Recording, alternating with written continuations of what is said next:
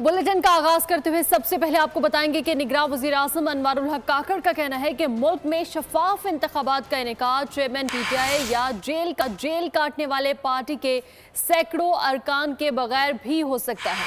Associated press को interview में निगरां वज़ीर आज़म अनवारुल हक काकड़ का कहना था कि जेल काटने वाले PTI अरकान तोड़ फोड़ और जलाओ घिराव की गैर कानूनी सरगर्मियों में मुलव्विस थे। तहरीक इंसाफ के ऐसे हजारों कारकुनान जो गैर कानूनी सरगर्मियों में मुलव्विस नहीं हैं, वो इलेक्शन में हिस्सा ले सकेंगे। PTI को जीतने से रोकने के लिए इंतखाबात में फौज की जानिब से धांधली की बात गैर माकूल है। चीफ इलेक्शन कमिश्नर का तकर्रुर चेयरमैन PTI ने बतौर वज़ीर आज़म किया था। Chief election commissioner Imran Khan के खिलाफ क्यों होंगे?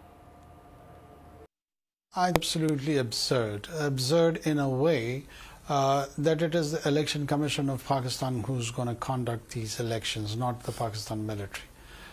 Then there is a caretaker government. These questions are there to monitor and support and assist the electoral process.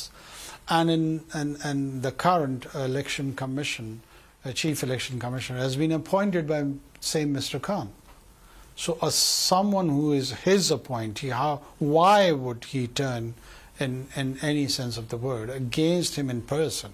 We are not pursuing anyone on personal vendetta, but yes, we will ensure that the law is prevailed. Anyone, be it Imran Khan or any other politician, who violates in terms of their political behavior the laws of the country, then the restoration of the law has to be ensured.